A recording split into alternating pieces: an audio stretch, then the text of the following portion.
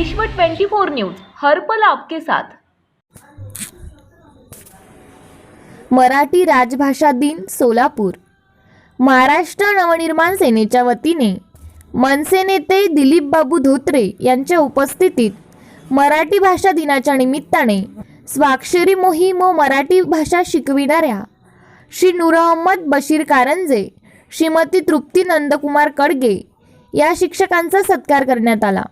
यावेळी मनसे नेते दिलीप बाबू धोत्रे, जिल्हा अध्यक्ष विनायक अण्णा महिंद्रकर, लोकसभा अध्यक्ष प्रशांत इंगळे, शहर अध्यक्ष जैनुद्दीन शेख मनविसे, जिल्हा अध्यक्ष अमर कुलकर्णी, उपजिल्हा अध्यक्ष सत्तार सय्यद, रोजगार स्वयंरोजगार जिल्हा संघटक गोविंद बंदपटे, पवन देसाई, यश महिंद्रीकर, गोविंद तांदळे, निलेश भंडारे, सुनील हिबारे, वैभव धोत्रे, सुभाष माने, रवी शिंदे, अनिल छत्रबन, सुनील चारगुंडी, नितीन पंजाबी, अभि रमपुरे, राहुल अक्कुलवाडे, यश इंगळे, सैफन जमखंडी, समर्थ ओझा, पवन दोरकर, महिला आघाडीच्या जयश्रीताई हिरमेडे, शोभाताई साठे, अंबिकाताई सावंत, करुणाताई यादव, जाधवताई आदी उपस्थित होते।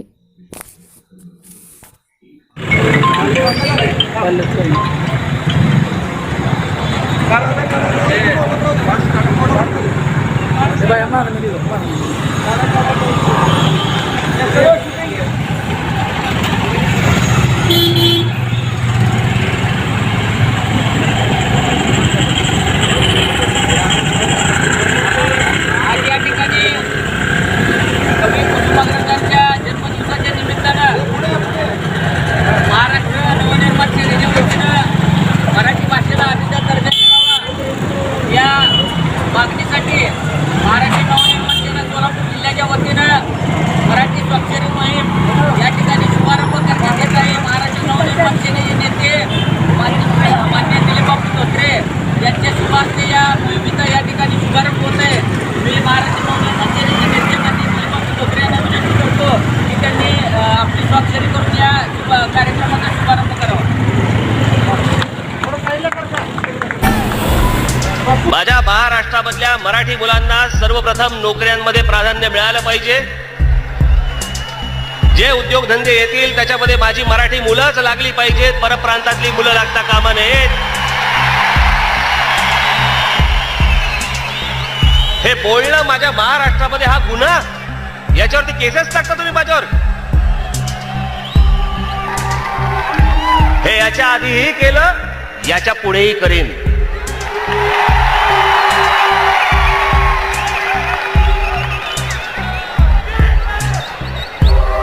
महाराष्ट्रामधल्या प्रत्येक आस्थापनांच्या बाहेर, प्रत्येक दुकानांच्या बाहेर मराठी पाट्या लागल्या पाहिजेत।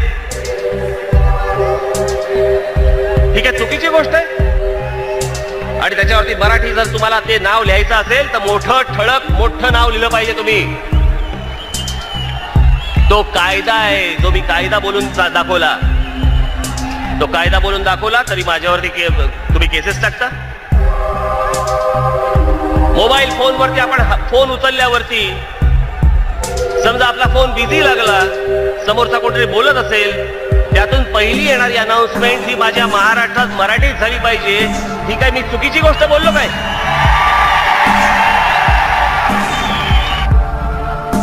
महाराष्ट्रामध्ये धंदा करायचा आणि माझ्या महाराष्ट्रातल्या माझ्या भाषेला, मराठी भाषेला दुय्यम स्थान द्यायचं, किंबहुना स्थानच नाही द्यायचं।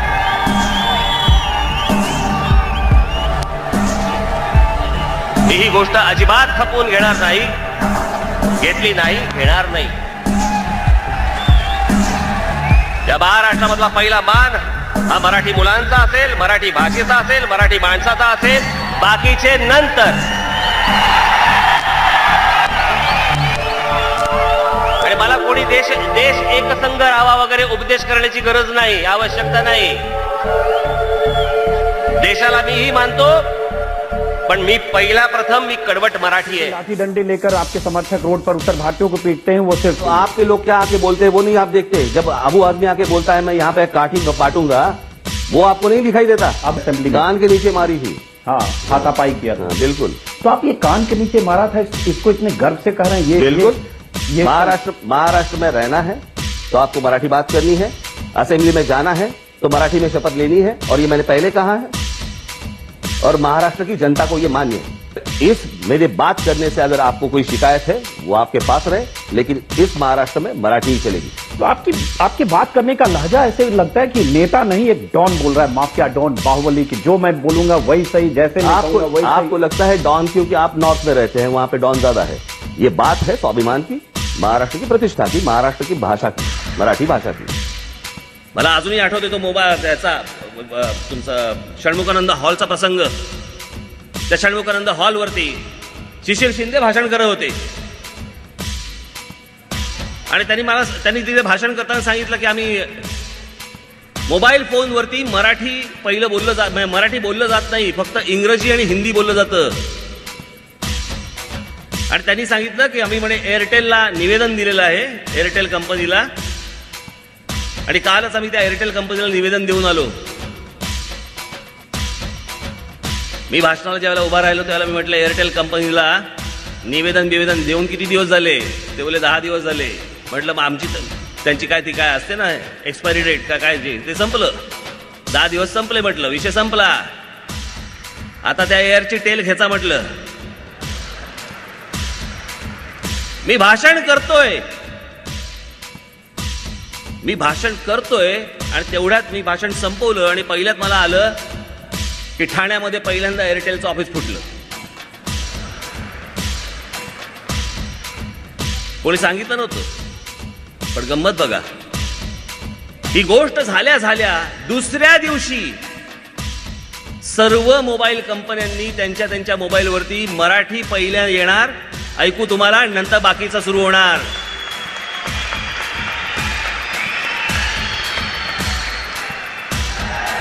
इतर राज्यातनं किंवा इतर देशामधनं त्यांना कळलं पाहिजे की तुम्ही महाराष्ट्रात फोन लावलेला आहात, पहिल्यांदा मराठीत तुम्हाला ऐकू आलं पाहिजे, त्याच्यानंतर बाकीच्या भाषा. इतर सर्व शहरांमध्ये अजूनही अनेक ठिकाणी मग ती दुकानं असतील किंवा इतर ठिकाणी मराठी पाट्या अजूनही लावल्या जात नाही. त्या संदर्भातलं पत्र महाराष्ट्रामधल्या प्रत्येक दुकानांना आणि प्रत्येक आस्थापनांना जाईल. ते हे पत्र सर्व दुकाने, संस्था व आस्थापनांस जय महाराष्ट्र. माझ्या व महाराष्ट्र नवनिर्माण सेनेच्या असं निदर्शनास आलेलं आहे की महाराष्ट्रातल्या अनेक संस्था, दुकाने व आस्थापनांमध्ये स्वच्छ मराठी भाषेत पाट्या लावण्याबाबत पद्धतशीरपणे टाळाटाळ केली जात आहे. मराठी ही महाराष्ट्राची राजभाषा आहे व सर्व संस्था, दुकाने, आस्थापनांना मराठी भाषेत पाट्या लावणे व व्यवहार करणे हे दुकाने व संस्था अधिनियम 1948 अन्वये बंधनकारक आहे.